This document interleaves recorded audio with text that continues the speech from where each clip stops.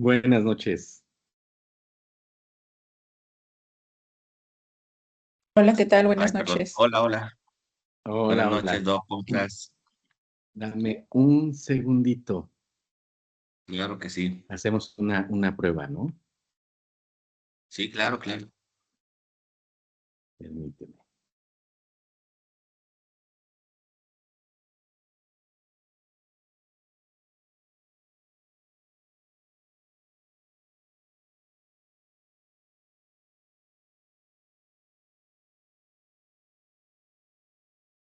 Y a todos los que están ya por aquí han ingresado. Vamos a esperar unos minutitos en lo que se incorporan más personas interesadas en nuestra masterclass.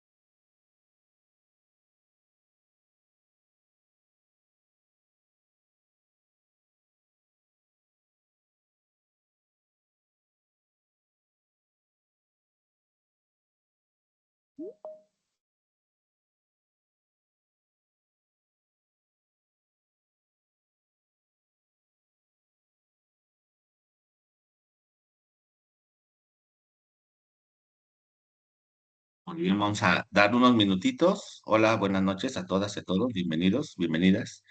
Vamos a Buenas dar unos noches. minutitos para que demos inicio con la sesión. Pasadito de las 8, daremos unos 3, 4 minutitos más para que tengamos la mayor cantidad de personas aquí en esta sesión.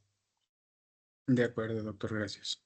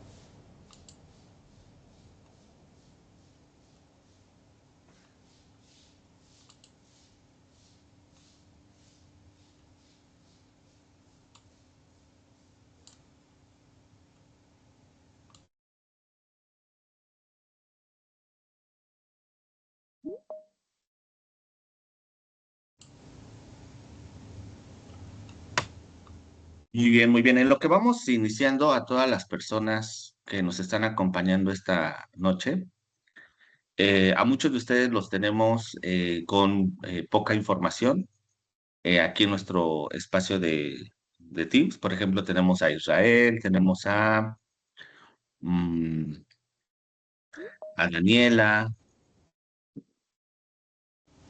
Nos gustaría mucho que si nos pueden compartir su nombre completo en el chat. Con todo respeto, me gustaría seguir.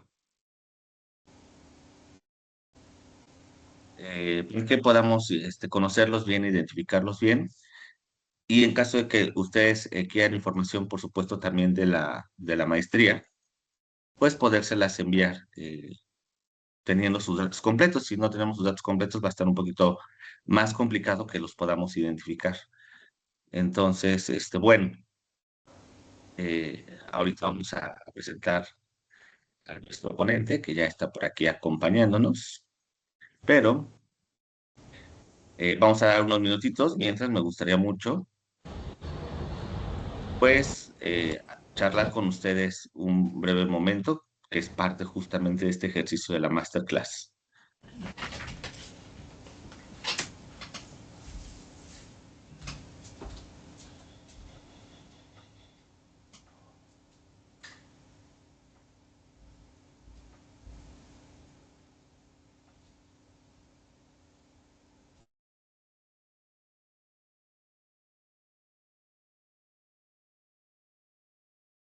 Ok. Eh, Pues a todas y a todos, bienvenidos y bienvenidas a esta tercera masterclass, y yo diría que la última al menos de este periodo que tenemos en la Universidad West Hill. Me presento con todos ustedes, soy el doctor Fausto Ernesto Campos Reyes, coordinador del posgrado Investigación y Educación Continua de la Facultad de Medicina de la Universidad West Hill, donde tenemos nuestro programa de maestría e innovación educativa en ciencias de la salud. Estas masterclass que hemos estado impartiendo en las sesiones anteriores con el apoyo de nuestros docentes de la maestría, expertos en diferentes áreas de la educación en ciencias de la salud, son para que todas las personas conozcan un poco más a fondo nuestro programa de maestría, y por supuesto, pues nos interesa mucho que se pudieran inscribir, que les interese, que se inscriban. Yo creo que todos los que están en esta noche aquí están interesados en la educación en ciencias de la salud, y por eso está en esta noche aquí. Sí, ¿Cuánto tiempo dura? En 72 horas se puede ¿Lo remitir. ideal o lo normal? ok, vamos a 24 o 40. silenciar algunos micrófonos. Muy bien. Entonces, comentarles que tenemos esta maestría. De hecho, aquí tenemos algún, si no estoy mal, alguno de nuestros estudiantes que está en este momento aquí. Esta maestría en innovación educativa en ciencias de la salud, pues es una maestría a distancia que se cursa durante 2 años. Normalmente ustedes tienen 4 sesiones a la semana de tutorías de manera asíncrona con sus docentes, una por cada una de las asignaturas que están cursando. Y comentarles que toda la maestría es a distancia, se cursa eh, totalmente a distancia, la pueden tomar en cualquier momento, y en caso de que ustedes no puedan entrar a las sesiones de tutorías, pueden tener las grabaciones y llevar la maestría incluso de forma síncrona, pero como siempre hemos pensado, el fenómeno educativo se da de mejor forma cuando hay una interacción entre los agentes que forman el fenómeno educativo, que son los docentes y los estudiantes.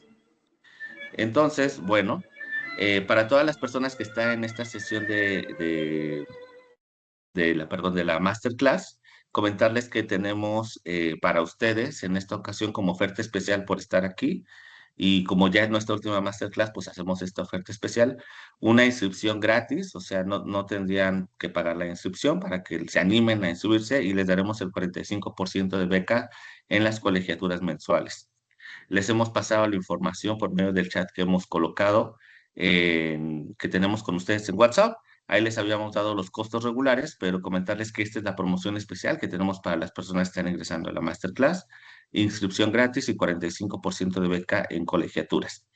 Y si ustedes son de parte de IMSS Bienestar, pues también que nos comenten, porque a partir de un convenio que estamos trabajando con IMSS Bienestar, puede que tengan algunos otros beneficios, pero necesitamos saber quiénes de ustedes son de IMSS Bienestar o están activos en IMSS Bienestar para poderles comentar de estos beneficios si ustedes están interesados. Esto yo quería comentárselos ahorita, que vamos iniciando la sesión, para que sepan que, bueno, nuestro interés, por supuesto, es que ustedes se puedan inscribir al programa de nuestra maestría. Estamos a punto de arrancar el próximo 20 de abril, iniciamos con nuestra 7ª generación, es decir, ya dentro de 2 semanas, pues nos queda muy poquito tiempo para que se puedan inscribir. Entonces esperamos que esta última masterclass los anime ya a formar parte de nuestra séptima generación. Ya tenemos 7 generaciones de personas muy satisfechas en esta maestría que han cursado, ¿no? Y algunos de nuestros estudiantes que están por aquí seguramente se los podrán compartir, ¿no? Y bueno, sin más preámbulo y para también no quitar mucho tiempo, porque este espacio lo diseñamos para darles una pequeña probadita, una pincelada de muchos de los temas importantes que se desarrollan en nuestro posgrado, y me parece bien importante que los conozcamos y que los discutamos, ¿no? Entonces, les voy a presentar, por supuesto, al doctor Amílcar Alpuche Hernández, que está aquí con nosotros, que nos trae una presentación bien interesante. Les voy a dar unos datos importantes del doctor Amílcar. El doctor Amílcar es parte de nuestro claustro docente. El doctor Amílcar es psicólogo, tiene el doctorado, perdón, en psicología educativa y de desarrollo, y se desempeña como especialista en evaluación educativa, psicometría y medición del aprendizaje, con énfasis en la educación médica. Su trayectoria se ha orientado al diseño y análisis, mejora de instrumentos de evaluación en ciencias de la salud, integrando metodologías de teoría clásica de los tests, teoría de respuesta al ítem, modelos de diagnóstico cognitivo y enfoques multivariados, con una agenda centrada en el aseguramiento de la calidad de la medición, la transparencia y la mejora continua. Ha impulsado iniciativas para fortalecer la cultura institucional de la evaluación y el uso de la evidencia para la toma de decisiones académicas, contribuyendo al desarrollo de exámenes de oposición múltiple, rúbricas, estrategias de evaluación basadas en competencias y al diseño y análisis ECOES y otras formas de evaluación auténtica.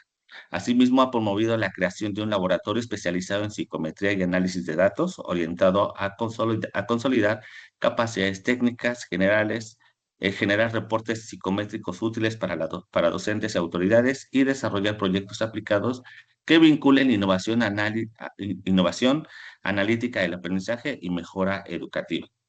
En el ámbito de la producción académica, participa de manera sostenida en la elaboración de artículos científicos, capítulos académicos, ponencias arbitradas, informes técnicos, psicométricos y materiales de formación, guías, instrumentos y recursos para docencia y evaluación, priorizando productos transferibles a la práctica educativa y a la gestión académica.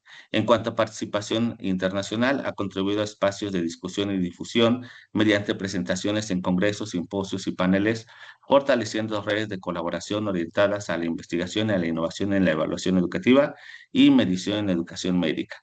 Tiene varias líneas de investigación que ya él tal vez nos podría comentar de forma muy breve aquí en esta sesión. La verdad es que es una persona muy comprometida con la educación y un gran experto en todos estos puntos que les acabo yo de mencionar.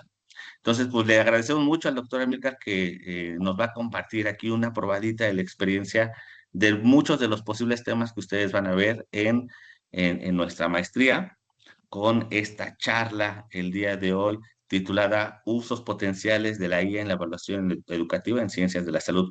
Pues gracias, doctora Amílcar, y pues para no quitarle más tiempo, le pasamos el micrófono. Muy bien, muchas gracias.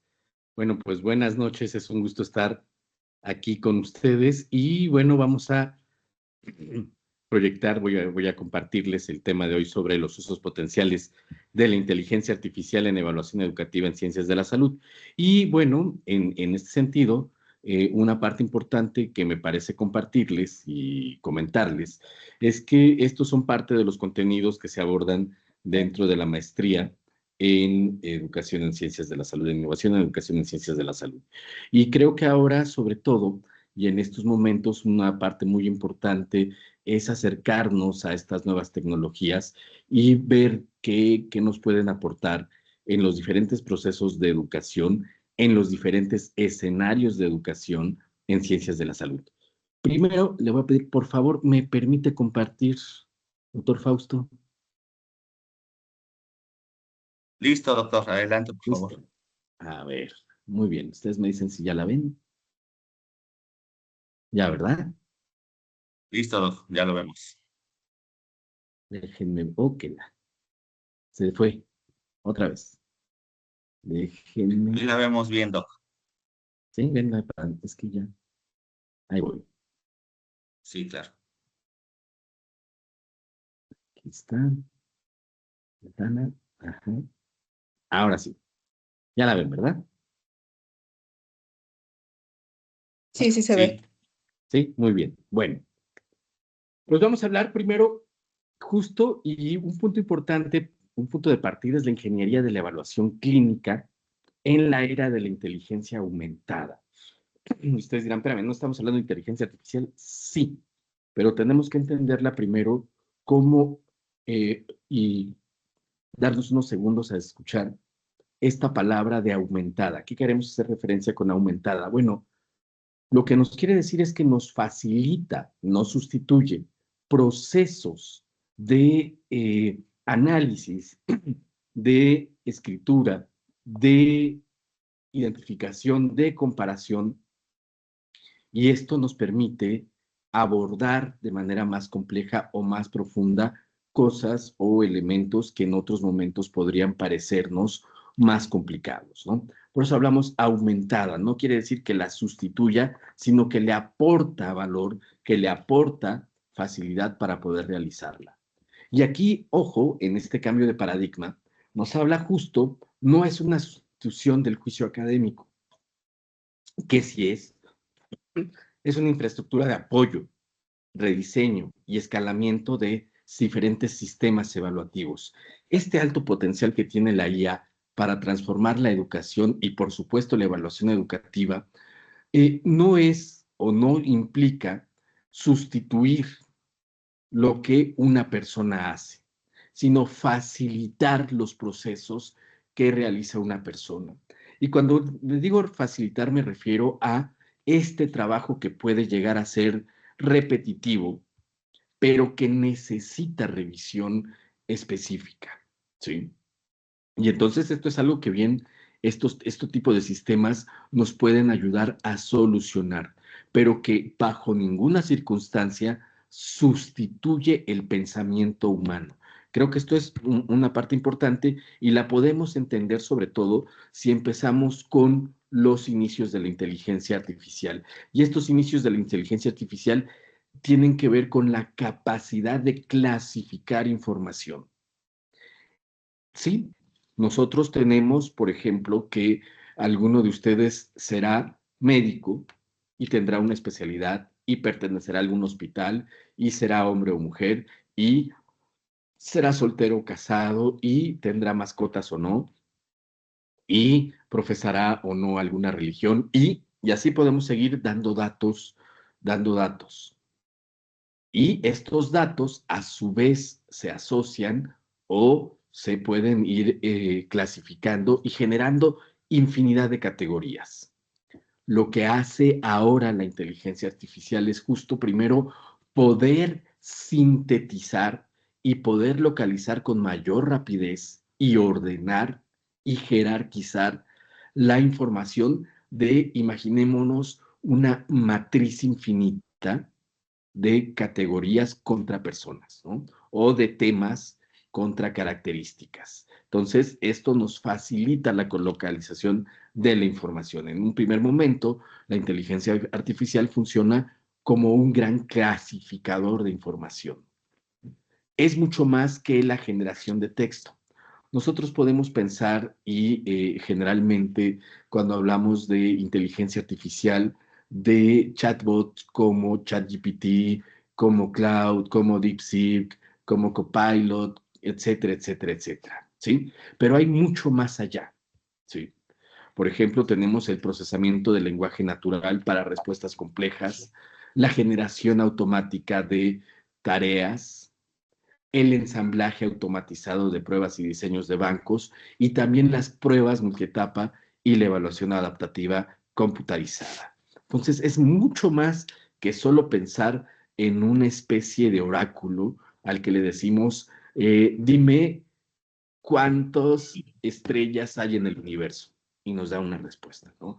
Va va más allá de esto. Esta primera parte que nos dan los chatbots es generalmente lo más visible, pero nos pueden ayudar a muchas cosas además de esto. Bueno, aquí hay un ejemplo operativo de la inteligencia aumentada y es la visión del experto. Y esta visión del experto implica que quien la usa y en este caso generalmente un ser humano, es quien diseña los modelos, los contenidos, quien decide cuáles son. Sí, podemos dejar que lo haga el chatbot y podemos dejar que alguna de estos elementos que les he comentado lo puedan realizar, pero la información que seleccione, la información que localice, pues generalmente va a ser la que le va a parecer relevante al sistema. Entonces, por eso es muy importante que el experto defina el tipo de contenido. Y cuando digo define o defina, me refiero a que seleccione los contenidos que considera apropiados para ser analizados. Y entonces, este human in the loop implica, por supuesto, que el ser humano dé a la inteligencia artificial la instrucción específica de lo que requiere de ella, más que generar una pregunta, hacer una pregunta general. El punto es generar una instrucción, una forma de pensar y de analizar la información. Pero no solo es una forma de pensar y de analizar la información, sino también darle la información que queremos que reúna. Si ustedes ven de pronto ahora, están a nuestra disposición diferentes plataformas de inteligencia artificial y algunas que han empezado a especializarse. Por ejemplo, podemos hablar de Perplexity. Esta inteligencia artificial suele generar y suele funcionar mejor como un motor de búsqueda un motor de búsqueda especializado de información. Y esta información nosotros podemos recuperarla y una vez recuperada, identificar cuál para nosotros, y esto es bien importante, cuál para nosotros es la pertinente. ¿Me explico? Pero podemos darle cosas o instrucciones que en repositorios todavía, algunos ya están trabajando en ello, pero todavía no incorporan a sus sistemas de búsqueda. Otro punto importante, por supuesto, es que nosotros en la instrucción que damos, en lo que les pedimos, y como diría mi abuelita, en el preguntar está el dar, en la forma que preguntemos y con la información que proporcionemos, tendremos resultados. Y estos resultados deben de ser, por supuesto, sujetarse a una curaduría específica de quién lo está trabajando, ¿sí? Fíjense que algo muy común y algo que empieza a pasar, y pasaba sobre todo con ChatGPT, era este proceso o este fenómeno que se conoce como de alucinaciones. Y las alucinaciones es que el sistema tiene la instrucción de generar siempre una respuesta. Y entonces, a veces cuando no tiene los elementos suficientes, lo que hace es que contribuye o contesta una respuesta, indistintamente de si la respuesta es apropiada o no, verídica o irreal. Y entonces, bueno, por eso es un paso importante justo es tener a este experto que valida y este experto que con su experiencia humana puede decidir y puede transformar esta información que se le es generada, ¿no? Entonces les comentaba, en un principio ChatGPT, por ejemplo, si se le pedía información, generaba artículos de revistas que sí existían, de autores que sí existían, pero de artículos que no habían sido escritos. Lo que hacía era buscar y ponerle un nombre a ese artículo como si en efecto existiera y ponerle autores, autores que sí trabajan esos temas y que lo hacían bastante creíble, pero que esos artículos no existían. A eso justo se les llaman alucinaciones. Otro punto importante también a considerar, por ejemplo, en estos chats y por cual es importante la instrucción que se les da, es que suele en un primer momento buscar información de sistemas más utilizados para localizar información. Y entonces de repente encontraba información de plataformas como Wikipedia, de plataformas como ResearchGate, que en el mejor de los casos todavía puede aportar información interesante, pero que al final buscaba lo que todos, de manera general, suelen buscar originalmente. Permítanme un segundito.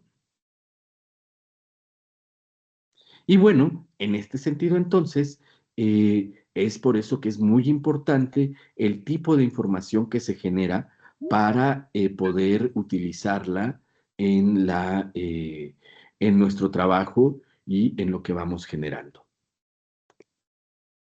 La integración, por supuesto, entonces esto nos lleva a tener marcos pedagógicos, no solo técnicos.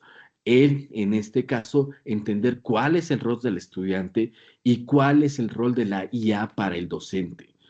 Sí, no sustituye, puede amplificar y puede ayudar sobre todo a transformar el conocimiento disciplinar, integrando el conocimiento tecnológico y el conocimiento pedagógico. Y lo que nos ayuda, para lo que nos ayuda la inteligencia artificial es hacer esa integración. Seguramente ustedes sabrán y habrán visto a lo largo de su trayectoria académica de gente que sabe muchísimo, pero que no tiene facilidad o una idea para transmitir ese conocimiento. Bueno, la buena noticia es que la inteligencia artificial nos puede facilitar el poder integrar ese conocimiento y poder compartirlo, ¿sí? Y entonces para esto es importante, por supuesto, primero partir de marcos pedagógicos más que solo de marcos tecnológicos. Entonces, en lugar de preocuparnos por qué tipo de chat voy a utilizar, lo primero es tener claro qué quiero hacer, cuál es la tarea cognitiva que quiero realizar dentro de estas plataformas de inteligencia artificial. Bueno, hay 6 usos claves en la evaluación en ciencias de la salud. Por supuesto, primero, la generación automática y la expansión de reactivos. Nos permite generar reactivos de opción múltiple, nos permite generar reactivos, escalas tipo Likert, ¿sí? Y por supuesto, nos permite replicar reactivos. Nos permite también el diseño basado en modelos. Es decir, yo puedo cargarle un modelo de alguna teoría en específico y pedirle que desde esa perspectiva integre las tareas o la familia de tareas que queremos que nuestros estudiantes desarrollen. Nos permite también la evaluación de narrativa, y esto es algo muy importante. Déjenme comentarles, por ejemplo, que hay consejos, por ejemplo, como el Consejo Mexicano de Hematología, que una parte importante de la batería de pruebas que utilizan para su examen de certificación es la utilización de preguntas de respuesta construida. Y algo que puede hacer la guía con la instrucción y la información apropiada, por supuesto, es la evaluación de respuestas complejas, lo que llevaría mayor tiempo y que, por supuesto, toca entonces al humano más que detenerse en la lectura infinita, en identificar puntualmente los nodos de información que se requieren para hacer una evaluación de este tipo. También nos permite el uso de sistemas de exámenes computarizados adaptativos. ¿Cuáles son estos? Bueno, nos facilita crear exámenes que van ascendiendo en complejidad y que van teniendo preguntas que ascienden en complejidad. Esto es un examen adaptativo, es decir, yo respondo una pregunta que podríamos decir que es para nivel aprendiz y la respondo muy bien y entonces luego me puede poner y generar una pregunta de nivel intermedio y también la respondo muy bien y luego una de nivel avanzado, ¿sí? Porque ya identificó que yo tengo la habilidad para seguir avanzando, pero también podría ser al revés, que la primera de nivel principiante no la pruebe, me genera otra pregunta y esta otra pregunta que genera quizás sí la pueda probar y entonces subir al siguiente nivel. Por eso se les llama también test adaptativos. ¿Estos ya existían antes de la inteligencia artificial? Sí, pero era un enorme trabajo poder identificar los diferentes niveles de dificultad. A lo que nos ayuda la inteligencia artificial es poder identificar esos niveles de dificultad. Otra cosa que también nos hacen en esto es la realimentación de forma inmediata.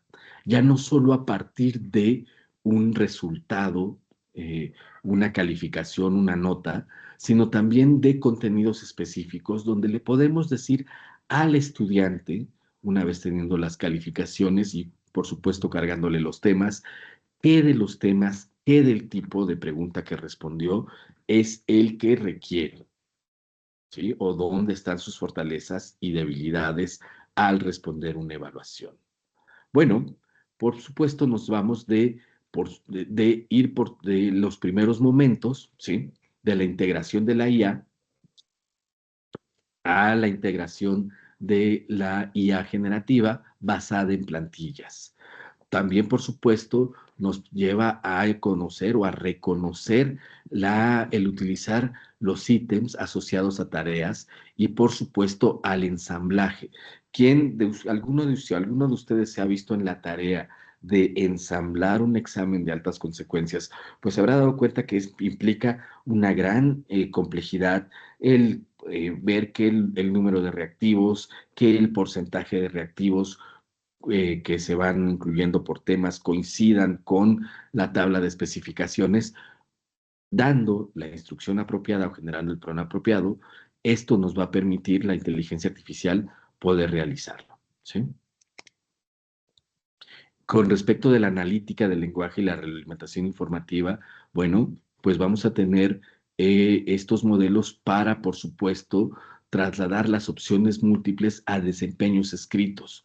Muchas veces nos quedamos con la duda de si cuando nuestros sustentantes responden un examen de opción múltiple, realmente están desarrollando su pensamiento crítico para responderlo o lo hacen al azar. ¿Sí? Bueno, pues obviamente ya podemos tener modelos que nos expliquen qué significa el resultado de las calificaciones a partir de, por supuesto, los contenidos de un examen.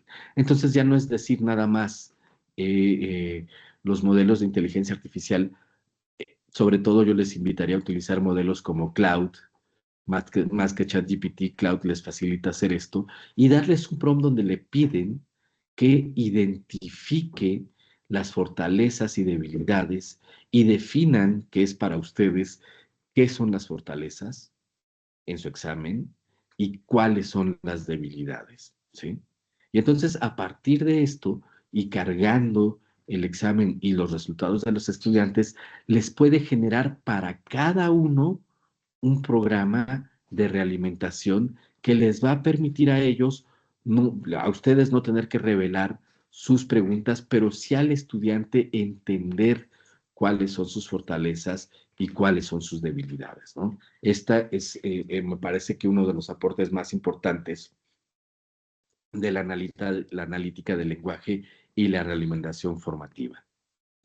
Bueno, pero aquí este punto no puede pasar desapercibido si no hablamos antes de un baño de realidad. ¿Qué nos dice la evidencia?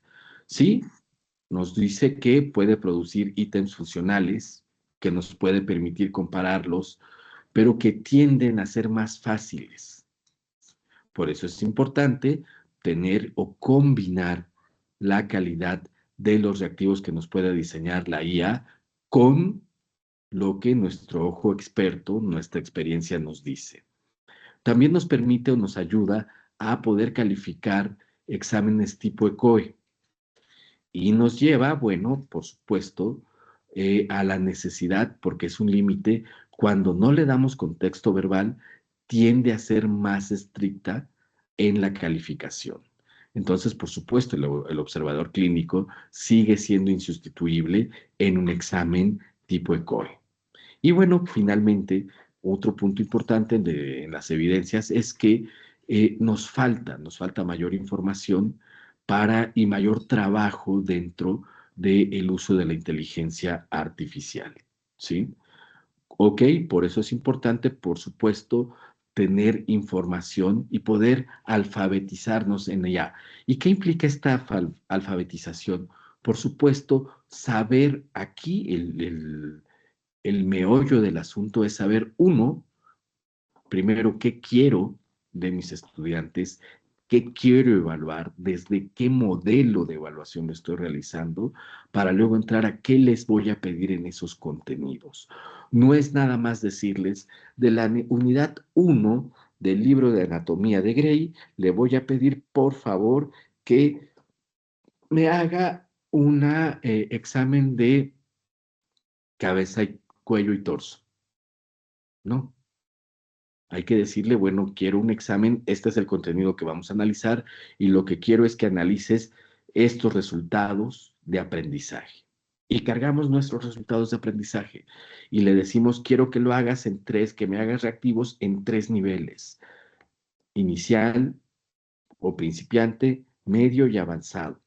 Pero quiero además que me justifiques las opciones de respuesta y por qué estás pidiéndole este tipo de respuestas. Pero además le cargamos y quiero que me redactes los reactivos siguiendo, y aquí podemos incluir los de nuestra institución, los personales, este tipo de formato.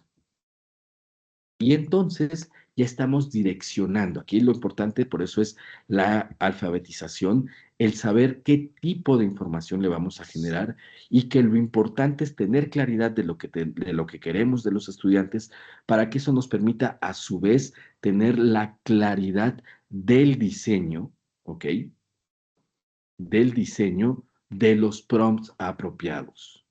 Y luego, fíjense, ahí todavía es el tercer paso, buscamos la inteligencia artificial o la plataforma de inteligencia artificial que nos sea útil.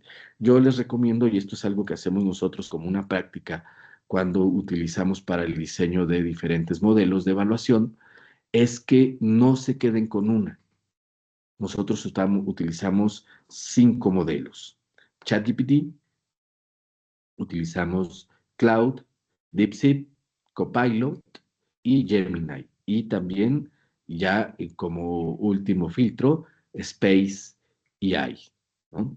Entonces, ahí es una parte importante porque esto les permite ir contrastando las respuestas entre diferentes modelos, pero también enriqueciendo lo que los modelos han generado y por supuesto, este les permite a ustedes tener una perspectiva multidimensional, ¿sí? Y les facilita la capacidad de verificar los resultados que se generan en las diferentes plataformas. ¿Qué hay que tener en cuenta? ¿Ok? Bueno, hay 5 tensiones críticas en el diseño de evaluación con inteligencia artificial. Una, la escalabilidad contra la validez, ¿sí? Es decir, sí nos permite tener o manejar grandes cantidades de información eh, en tiempo mínimo, pero hay que verificar esta validez de los resultados que nos da. Y que también tiene que ver con la rapidez, pero también que nosotros debemos de darle, por supuesto, captura de claves no verbales en términos contextuales. ¿Dónde, cuándo sí, cuándo no? Por supuesto, esto nos permite personalizar y también nosotros tenemos que evitar sesgos y una estandarización opaca. Les mencioné hace rato un concepto, el concepto de alucinación.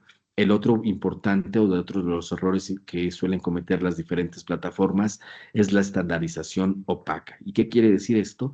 Bueno, que la inteligencia artificial empiece a generar resultados sencillos porque son los más comunes, diríamos en términos llanos, porque se cansa de pensar y entonces utiliza las rutas más cortas para generar información, o lo que también se conoce como economía cognitiva. Y bueno, aquí nosotros con nuestro pensamiento crítico y con nuestro sentido de justicia evaluativa, verificamos que esto no suceda, ¿no? Y sí, la innovación, diríamos, es lo de hoy. pero también hay que utilizar con alta responsabilidad ética y tener muy clara la trazabilidad de las instrucciones que nosotros vamos generando. En esto, quien se lleva quien nos permite una mayor trazabilidad de los diferentes procesos que realizamos es ChatGPT, en este sentido, ¿no? Y bueno, entonces justo de pasos o de una ruta de implementación importante es primero contar con nuestra revisión experta y con una validación psicométrica de lo que ya tenemos, de lo que queremos, ¿sí? Luego podemos pasar al punto de la participación tanto de nuestros docentes con nuestros pares en la confrontación de los diferentes prompts que vayamos generando. Y esto nos va a permitir, por supuesto, contrastarlo en eventos como un ECOE o bien llegar a una evaluación programática de largo plazo, ¿sí? Entonces, ya un poco como para ir cerrando, es importante el rigor educativo, el rigor psicométrico y el rigor algorítmico, que nos va a permitir tener sistemas de evaluación robustos y publicables. En este caso, el rigor educativo, y en esto quiero seguir siendo muy insistente, es la claridad en lo que entendemos por evaluación, por aprendizaje, por los contenidos que queremos evaluar y cómo los queremos evaluar, para poder solicitarle a la inteligencia artificial que nos genere los reactivos, que nos genere las tareas o actividades de evaluación y, por supuesto, nosotros ir regulando este proceso y verificando una y otra vez lo que nos está solucionando, ¿sí? Entonces, a un nivel micro, nos apoya en procesos concretos como la generación de reactivos, como la calificación, como la realimentación. A un nivel meso, nos permite ensamblar pruebas, nos permite generar la personalización, el seguimiento de trayectorias y nos permite integrar los datos.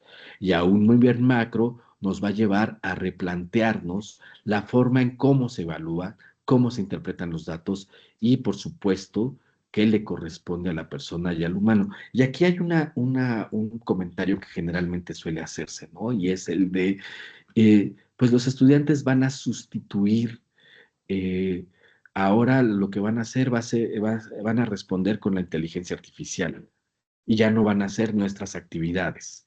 No, si nosotros planteamos una buena actividad que implique la toma de decisiones, que implique el juicio clínico, es decir, la aplicación del proceso, de los procesos que vamos realizando, difícilmente lo haga una inteligencia artificial que tiene como principal función la organización, la jerarquización y la recuperación de la información.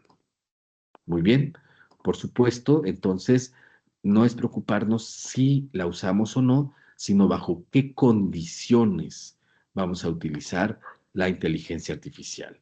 Y yo les diría que lo hicieran de manera gradual, teóricamente informados, psicométricamente vigilados y, por supuesto, éticamente supervisados. Muy bien. Pues bueno, este es a grandes rasgos lo que les puedo platicar y comentar al respecto, pero sí me gustaría que pudiéramos tener este espacio como para comentar o platicar al respecto. Claro que sí. Muchísimas gracias, doctor Amilcar, por el tema. Como dice el doctor Amilcar, creo que es súper importante que tengamos este espacio de reflexión con el doctor, con el experto en el tema que nos acaba de plantear. Entonces, por favor, abran sus micrófonos, usen el chat. ¿Alguna duda, alguna pregunta, algún comentario? ¿Qué les pareció la charla?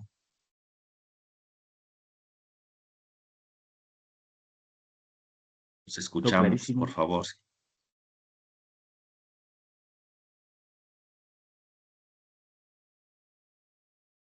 Hola, hola, buenas. Primero que Hola, ¿qué todo, muchas tal? gracias. Sí, muchas gracias al doctor Amílcar por siempre dar contenidos tan interesantes. Doctor, le habla Juan José Cordero. Me gustaría preguntarle, estimado, cómo manejar el tema ético cuando a veces se nos, ¿cómo lo puedo decir? Se nos castiga un poco, incluso en la comunidad académica, cuando uno habla del uso de herramientas de inteligencia artificial como si fueran unos enemigos, ¿verdad?, de la academia. ¿Cómo hacemos para manejar ese tema de la ética profesional, tanto en los procesos de evaluación como en los procesos, por ejemplo, de revisión, por ejemplo, de un examen? ¿Cuáles son las recomendaciones generales que usted daría en el marco, digamos, del manejo de la información y de la ética en el uso de la inteligencia artificial? Me parece súper interesantísimo, mi estimado doctor Juan José. Creo que un punto importante dentro del proceso es justo no tenerle miedo, ¿eh?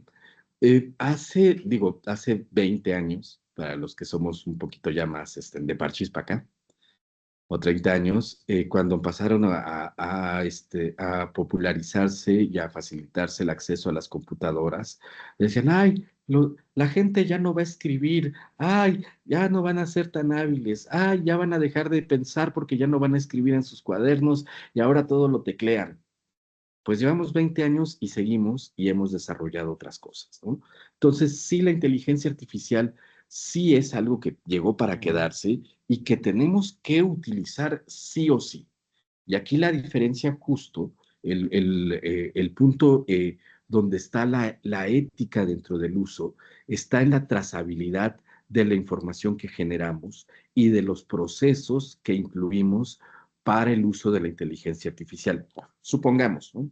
Volviendo a algo que es como muy común hacer, por ejemplo, un examen de opción múltiple. Pues obviamente yo no nada más le voy a poner el tema y decirle, hazme un examen de opción múltiple del capítulo 1 de este libro, ¿no? Le tengo que pedir, le tengo que pedir el cómo, ¿sí? El cómo hacerlo y el cómo utilizarlo para poder tener esta certeza y la verificación constante de lo que estoy escribiendo y de lo que estoy cargando. Y ahí ese es el principal factor de mantenimiento de altos estándares éticos, van a estar tanto en la trazabilidad como en la verificación responsable de los resultados que nos da la IA. Sí, ustedes seguramente todos habremos escuchado el término de copiar, cortar y pegar. ¿Sí? Bueno, sí nos encontramos de repente con estudiantes que cortan y pegan del ChatGPT sobre todo, y cuando uno lee, se ve que incluso ni siquiera leyeron, porque al final ChatGPT generalmente después de cada párrafo pone mensajes del tipo de, oye, ¿te gustó esta información que te di? Oye, ¿te es útil? Si quieres, te lo puedo escribir de otra forma. Y entonces ahí nos damos cuenta justo que el estudiante lo que está haciendo es copiar y pegar y no está razonando, pero ahí yo me tendría que preguntar si lo que yo estoy haciendo y la tarea que yo le estoy pidiendo es la apropiada. ¿Sí? Recuerden, es inteligencia aumentada, no sustitución de la inteligencia. Muchas gracias, doctor Juan José. Tenemos por ahí también a el doctor Axel Flores. Lo escuchamos, doctor Axel. Sí, perdón, No, por ¿quién era? interrumpir. Es que creo que seguía Irving. Doctor Perdón. Irving, con mucho gusto. Hola, mucho gusto, me agradó mucho la clase. Pues yo estoy por entrar a la maestría con ustedes. Estoy tomando todas estas clases que ustedes nos están dando. Y sí me ha parecido que se ha hablado de la inteligencia artificial, sí, como que está de moda, ¿no? La usamos, está en nuestro día a día. Igual así como nada más como un comentario de que sí había visto como que también lo usan, ya nos había dicho ustedes los alumnos todo esto, pero también lo usan para evaluar, ¿no? Lo que nos estaba diciendo. Nada más que aquí del otro lado, también, pues por ejemplo, me di cuenta, ¿no? Que en una evaluación de práctica clínica, de simulación, los aplicadores y evaluadores que tenían que subir una evaluación, me pareció así muy curioso, ¿no? Que justamente pasó esto de que arrojaron el texto donde te dan la retroalimentación, que es el feedback, y al final del texto, pues sí decía, si gustas un tipo de este mensaje o y entonces decía, o sea, ¿cómo, no? Entonces, y te das cuenta que, pues, lo que te evaluaron no corresponde a lo que se vivió en el entorno, ¿no? En el entorno real. Y dices, entonces, ¿sí fuimos evaluados por humanos o realmente fue como, o sea, una copia y pega de una evaluación que ya se ha hecho y como que le queda casi a todos, ¿no? Y entonces así como que también me pareció como que se sobreusó esa herramienta, más bien no se le dio la orientación, ¿no? Como adecuada, ¿no? Entonces también como que ahí. Exacto, fíjense, Ujú. les hablaba del término de economía cognitiva. La economía cognitiva es, y nosotros las personas lo usamos, ¿no? Eh, si yo tengo un proceso largo para llegar a una respuesta y encuentro una vía más corta, voy a usar esa vía más corta que darme todo el proceso largo.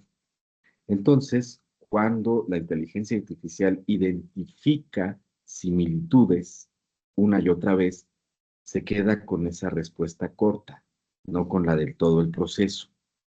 A menos que, y ahí está lo importante, yo le diga en la misma instrucción que mantenga el mismo proceso, así, se lo tengo que decir tal cual, se lo tengo que escribir tal cual, mantén el mismo proceso de análisis para todos y cada uno de los sujetos, siguiendo estos pasos, A, B, C y D. Y entonces ahí sí lo que voy a hacer es evitar este proceso o este fenómeno de economía cognitiva, porque ya le estoy diciendo, ojo, ya le estoy diciendo que lo haga. ¿Me explico?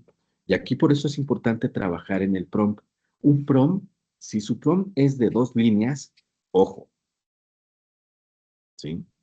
Un prompt tiene que ser por lo menos un párrafo o 2 párrafos de cerca de 10 líneas cada uno, donde detallamos todo lo que queremos que nos realice, donde decimos, y esto también es importante a la hora de realizar un prompt, además de darle el contexto, además de personalizar quién y cómo lo está haciendo, también le tenemos que decir en el prompt qué sí quiero que haga, cómo quiero que lo haga y qué no debe de hacer y que no es permitido en el proceso. Muchas gracias, doctor Irwin. Ahora sí, ¿quién seguiría? Ahora sí seguiría Axel, el doctor Axel. Axel. Doctor Axel. Gracias, buenas noches, muy agradable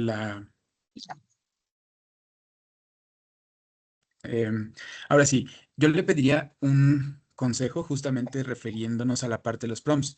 Ya tengo un poquito yo de experiencia, más de tipo ensayo y error con esto de las inteligencias artificiales, enfocado en la docencia universitaria, y de repente yo sí me encuentro mucho con el error de la calibración, como que sobre todo en la parte de las evaluaciones, cuando quiero elaborar evaluaciones, me avienta resultados como o muy sencillos o demasiado elevados, ¿no? Entonces sí me gustaría como que me orientara un poquito en cómo mejorar la técnica. Muchas Claro, gracias. sí, otra vez, en el detalle hay que decirle, dependiendo, también, ojo, también depende de, nosotros solemos trabajar primero en la parte de los prompts y lo que generalmente utilizamos es la parte donde le damos la instrucción. Pero el uso del trabajo de la inteligencia artificial no solo es ahí, generalmente tiene además, como cualquier otro tipo de programa, especificaciones y usos. ¿Me explico? Es decir, tiene su sección de configuración y ahí en la sección de configuración es donde también tenemos que trabajar y decirle, por ejemplo, yo le puedo decir esta instrucción, este prompt que te acabo de dar y esta forma de pensar que te especifique en este prompt, la vas a seguir y la vamos a automatizar. ¿Me explico? Eso ya uno no lo trabaja dentro del prompt, sino dentro de de la configuración de generalmente se le suele llamar como el motor de análisis. ¿Me explico? Entonces, ese no se trabaja dentro del prompt, sino dependiendo del tipo de plataforma que estamos utilizando, le pedimos este trabajo, que haga este trabajo.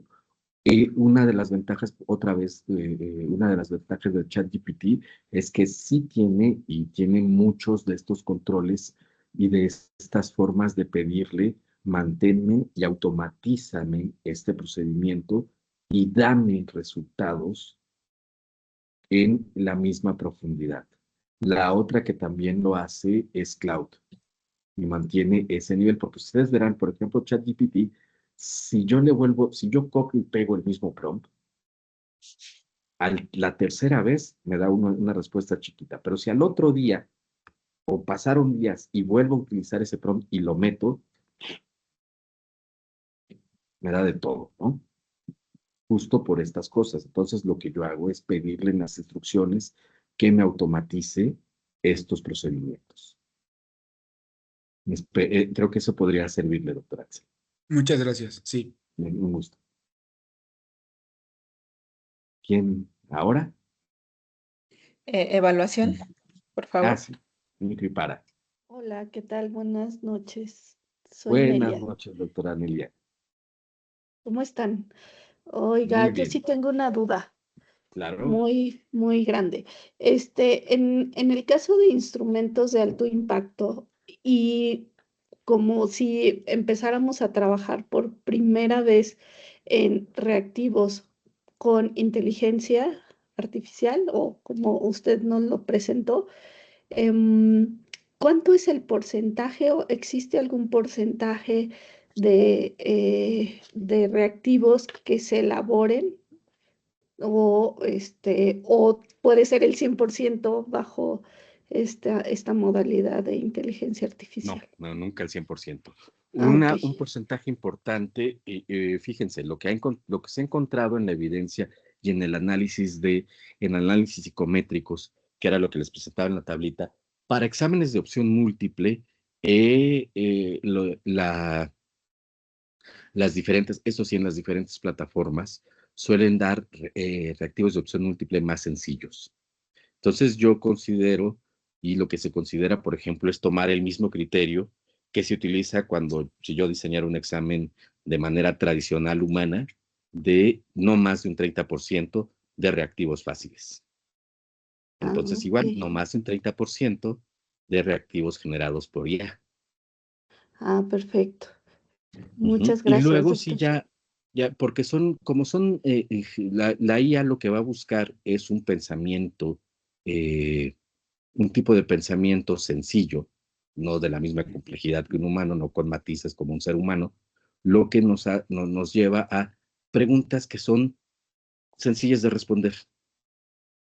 Entonces, Ok. aquí justo el punto es limitar el porcentaje, pero nos facilita, ojo, ahí viene lo importante, nos facilita luego poder escalarlas cuando ven en la siguiente parte. Es decir, yo ya vi que me funcionaron en un primer momento y lo que puedo hacer ahora sí es a partir de la revisión humana, escalarla y darme cuenta por qué fue fácil, o dónde estuvo lo fácil, dónde estuvo la pista que les ayudó a solucionarlo y en el siguiente prompt pedirle que tenga cuidado con eso y que escale hacia un siguiente nivel. Otro punto importante que también nos ayuda y que nos permitiría incluso llegar a un 50% de reactivos es incluir una taxonomía cognitiva apropiada. Entonces, por ahí está la taxonomía de Sandra Castañeda, que solo tiene 3 niveles, y que le podemos pedir dentro de la instrucción, dentro de los prompts y archivos que cargamos, cargar la taxonomía y Taxonomía decirle que me haga diferentes reactivos en con estos el nivel. diferentes niveles taxonómicos. Y esto ya Ok. nos permite tener un número más amplio de reactivos diseñados de esta forma, porque ya le dimos la complejidad y ya le dijimos cómo la utilizar. Y está esa complejidad también en nuestros resultados de aprendizaje, ¿no? Y además, Y- sí, Ajá, se hace ok. por ahí hay algo que se llama matriz Q, y la matriz Q nos lleva a generar, por un lado, nuestros resultados de aprendizaje y por el otro lado, los niveles cognitivos. Exacto. Y queda algo muy Bueno, interesante. muy bien. Muchas felicidades y muchas gracias por esta Un gusto ponencia. siempre, doctora Anelia. Y nos Muchas queda ahora, creo gracias. que el doctor Gerardo. Sí, vamos a darle la palabra al doctor Gerardo ya como última parte para las dudas. También les queremos, por favor, compartir aquí una encuesta de satisfacción. Todo se debe de medir. Entonces debemos de medir qué tal les pareció esta masterclass. A mí me encantó, por supuesto, porque yo soy fan del doctor Amílcar, ¿no? Pero ustedes que lo ven por primera vez, que lo conocen y están viendo el tema, les gustaría mucho conocer su opinión. Entonces aquí les mandamos una encuesta de satisfacción. Y ahora sí, doctor Illescas, lo escuchamos. Bueno, muy buenas noches a todos. Profesor Amílcar, un placer escucharlo. Y es algo que desafortunadamente creo que estamos todavía en ese momento donde estamos, yo les digo, enamorados de la AI, pero no la entendemos. Sí, yo platico mucho con mis compañeros de trabajo, utilizo varias plataformas de inteligencia artificial, pero yo les digo finalmente, como usted lo comentó, yo voy a obtener la información en base a dos cosas: mi forma de preguntar y la base de datos que voy a utilizar. ¿Por qué? Porque desafortunadamente las plataformas, digamos, comerciales, pues van a tomar desde Wikipedia, van a tomar lo que se les ocurra y lo que no, como dice usted claramente, lo inventan. Entonces, en la generación de reactivos, yo creo que es muy importante tener bases de datos muy sólidas, ¿sí? Hoy estoy trabajando, por ejemplo, un proyecto de interpretación de exámenes de radiología, que incluye radiología, tomografía, pero las bases de datos que están utilizando son 10 bases muy completas, muy bien validadas, y la calidad de la interpretación es prácticamente un 95%. Y aún así, dice claramente, no hace el total, siempre es importante opinar, escuchar la opinión del especialista. Porque desafortunadamente, y eso lo vemos muy a menudo, lo tomamos como verdades absolutas. Yo a veces me pongo a jugar un poquito y lo reconozco haciéndole preguntas absurdas y encuentro unas respuestas que realmente me preocupan, porque si yo las tomara tal como me las dice, pues mi mundo sería muy diferente. Entonces creo que la importancia de la inteligencia artificial es, como usted dice, es un elemento de apoyo. Bueno, pero pues Es, como no sé. es un elemento que nos va a ayudar, pero nunca va a sustituir nuestro valor, nuestro juicio humano, tanto en la parte pedagógica, académica, como igual en la parte clínica. Yo me voy mucho a la parte clínica y hace unos días precisamente les comentaba el gran error que estamos teniendo ante la carencia de espacios clínicos. Ahora recurrimos a la simulación como un sustituto total. ¿Y qué estamos obteniendo? Gente que no sabe pensar. Tuve una experiencia muy interesante en un hospital, no lo voy a mencionar, donde el mejor alumno en simulación clínica, cuando llegó un paciente real, se echó para atrás y dijo, disculpen, yo nunca he intubado a un ser humano, por lo tanto no me siento capaz de hacerlo. Entonces, ¿qué pasaba? Precisamente porque seguimos patrones únicamente tecnológicos. Y todavía tenemos que entender que todo esto lo tenemos que trasladar al concepto humano. Doctor, muchísimas gracias, una excelente No, al ponencia. contrario, muchas gracias. Coincido totalmente con lo que mencionas. Sí, sí, el contexto siempre hay que darlo y sobre todo en este punto. Este nos puede ayudar para momentos, pero no puede sustituir, jamás va a poder sustituir la experiencia humana en ningún sentido, ¿no? Muchísimas gracias. Doctor Fausto. Sí, muchísimas gracias, doctor Illescas, por su aportación. Con esto creo que cerramos haciendo críticos sobre el uso de la inteligencia artificial. Si se dan cuenta, en estas tres masterclass que hemos tenido, pues hemos abordado temas bien interesantes, ¿no? Desde la ética, en la parte de la educación, el uso de la IA también para la parte de la simulación y ahora el uso de la IA para los aspectos de evaluación que son bien importantes y que a veces dejamos un poquito de lado. A mí me encantó la charla porque, como dice el doctor Amílcar, no se trata solo de generar, de usar una IA para generar reactivos, ¿no? Sino tenemos que utilizar de una forma mucho más dinámica, más inteligente y el factor humano nunca se va a perder. Es fundamental nuestra experiencia y nuestra expertise. Pues muy bien, muchas gracias, doctor Amílcar, como siempre, por todo su apoyo. A quienes hicieron en la maestría, en algún momento se van a encontrar el doctor Amílcar en alguna de las asignaturas. Y pues recordarles que tenemos el inicio ya muy próximo, el 20 de abril. Los exhortamos a que si se quieren inscribir a nuestro posgrado y tener la experiencia de formarse con nuestros grandes expertos en educación en diferentes áreas, como el doctor Amílcar, el doctor Fernando, la doctora de ética, ahora se me fue el nombre, Aida del eh, Carmen. Aida Aide. del Carmen, pues bueno, ahí los van a tener con ustedes, ¿no? Por favor, ayúdenos a responder la encuesta de satisfacción. Les vamos a mandar información por medio del chat que tenemos. Si ustedes quieren información específica de la maestría, pónganos aquí su nombre, un número de contacto y con todo gusto los buscamos. Le agradecemos muchísimo de nuevo al doctor Amílcar. Gracias, doctor, por todo su apoyo. Y pues con esto terminamos nuestras 3 masterclass para darles una probadita de la maestría de innovación educativa en ciencias de la salud de la Facultad de Medicina de la Universidad West Hill. Pues esperamos que se inscriban, así como por ahí ya está el doctor Irving esperando que iniciemos, pues esperamos que muchos más de ustedes se animen. Escríbanos para ver pues ahora nuestra promoción especial que tenemos y para la gente de Bienestar, como les había dicho, una serie de beneficios adicionales, ¿no? Pues muchas gracias a todos. Seguimos en contacto, no se salgan de nuestro chat, vamos a seguir compartiendo contenidos. Pues que tengan una excelente noche, un gran abrazo y a seguir Gracias, echándole igualmente. Buenas ganas. noches a todas, a Gracias, todos. buenas noches, hasta luego. Hasta luego. Hasta luego, bye.